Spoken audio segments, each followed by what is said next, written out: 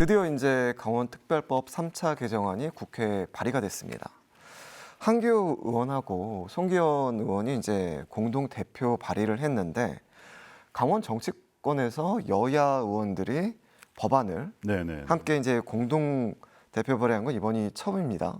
의미가 좀 남다를 것 같은데 한번 짚어주시자면. 네, 일단은 그 한규 의원과 송기호 의원의 발의에 대해서 박수를 보내드리고 싶고요. 또 2차 개정 때는 허영 의원이 발의를 했습니다. 그 김진태 도지사와 허영 의원은 지난 총선에서도 맞붙은 사이기도 했는데 공조를 위해서 협조를 해서 허영 의원이 발의를 한 점에서도 박수를 드리고 싶습니다.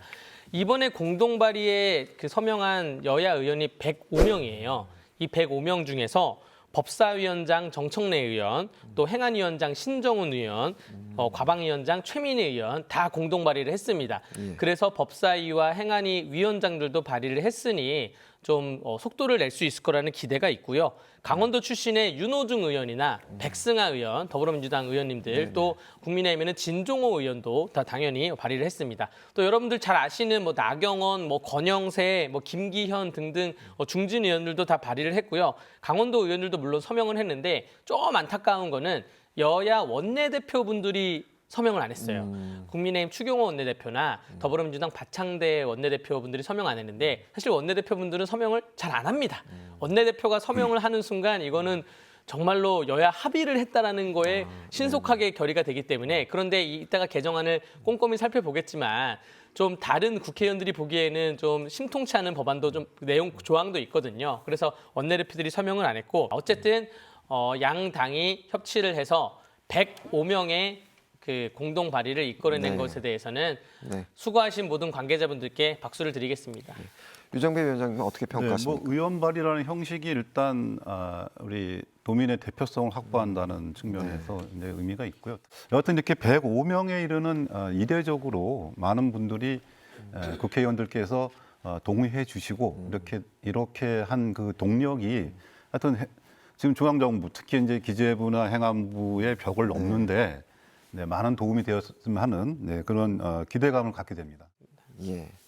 그러면 최근 발의된 강원특별법 3차 개정안의 주요 내용들을 한번 짚어보도록 하겠습니다. 2차 개정안은 그동안 강원도를 얽매고 있던 환경, 산림, 농업, 국방 4대 분야에서의 규제 완화를 골자로 했는데 3차 개정안의 골자를 한마디로 한다면 뭐라고 좀 정리를 할 수 있을까요? 위원장님.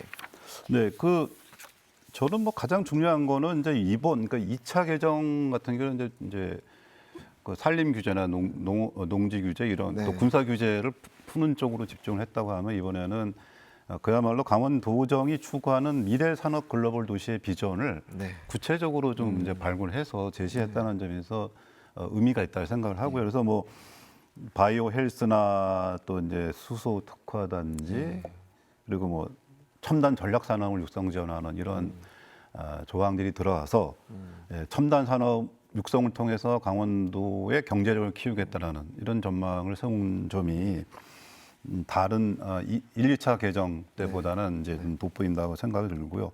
물론 그 밖에 뭐 제가 좀 중요하게 좀 이렇게 제 눈에 들어온 거는 뭐 석탄 경석을 자원화하는 거. 이거는 제가 전에 있던 직장인 석탄공사에서도 이제 폐광 지역 경제 활성화를 위해서 꾸준히 산업부와 협의를 하고 환경부와 협의를 했던 부분인데 이게 이제 환경적인 문제가 거론이 되는 바람에 이제 진도가 많이 나가지 않았는데 이런 부분도 특례로 이제 들어간 것도 의미가 있고요. 인재 양성 부분에서는 좀 강원 과학기술원 설립은 꼭 필요한 거다.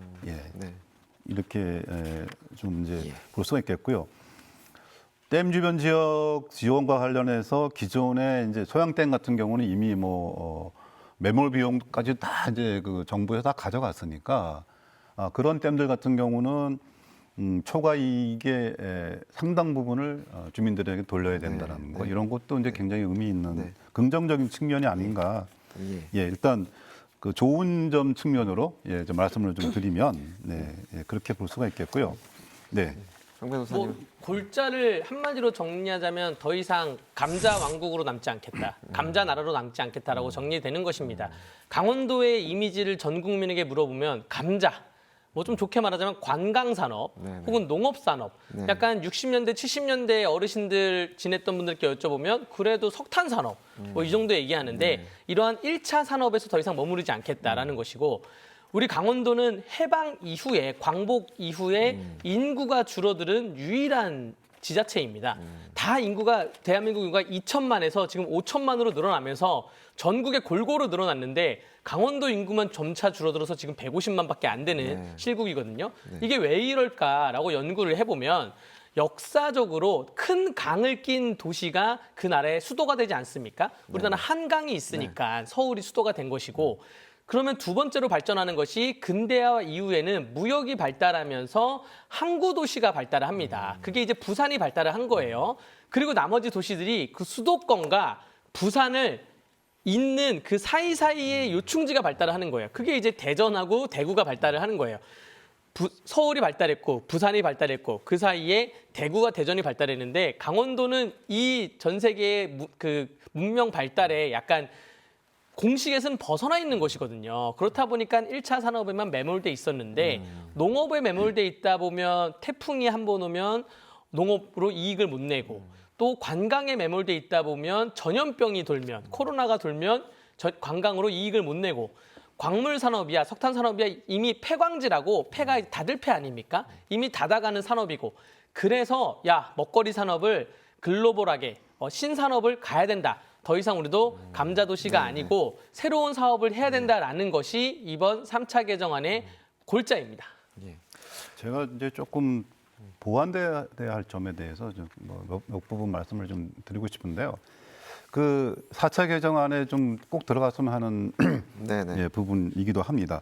지금 이제 기후 위기는 이제 우리 도민들뿐만이 아니라 전 국민 또 전 인류의 이제 공통된 예. 숙제고 그 기후 위기를 극복하기 위한 방법의 하나로 에너지 전환이 이제 그 시작 화두가 되고 있고요. 예. 이 에너지 전환의 그 도입 속도가 너무 빨라가지고 지금 국제적인 무역 규범이 지금 바뀌고 있는 거예요.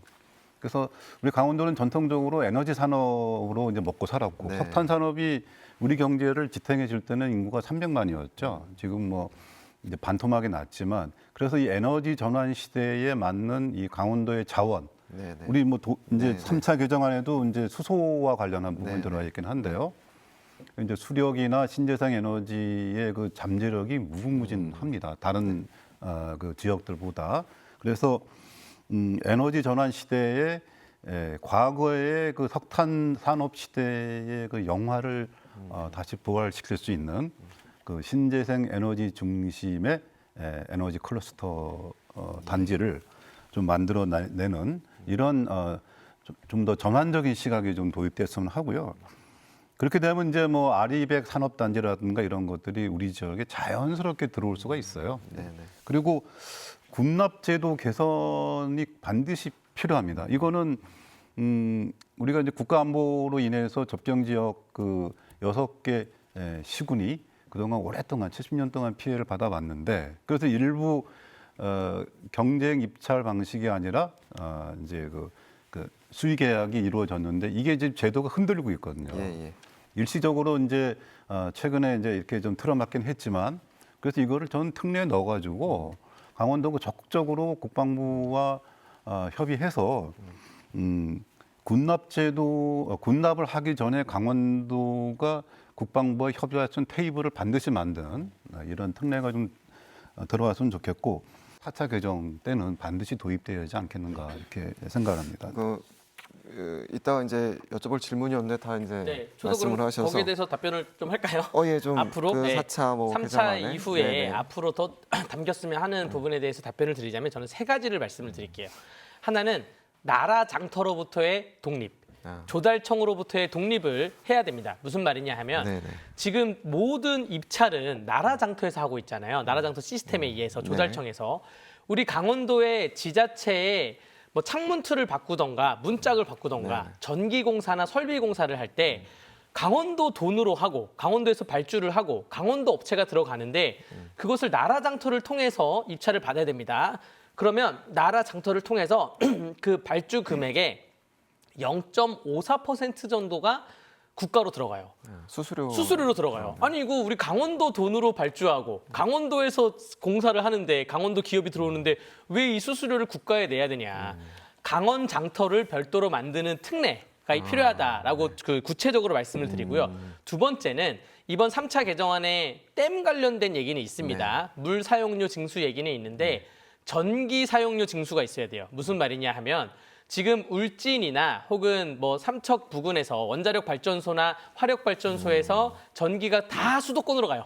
강원도 사람들이 쓰는 전기는 굉장히 지극히 적고 수도권 사람들이 쓰는 전기를 위해서 울진 삼척에서 만드는데 그 송전탑이 강원도를 지나갑니다. 그렇죠. 그 선로가 다 전선로가 강원도를 지나가는데 민법에 의하면 그 토지의 소유권은 그 상하에 미친다 그래서 토지의 지상 위에 하늘까지 다 소유권이 있어야 됩니다. 그렇기 때문에 우리 강원도 땅을 지나가는 이러한 송전로에 대해서 그 사용료를 내라. 수도권은 사용료를 내라. 전기료에 아니면 포함시켜서 강원도에다가 기금을 만들어서 기부를 해라.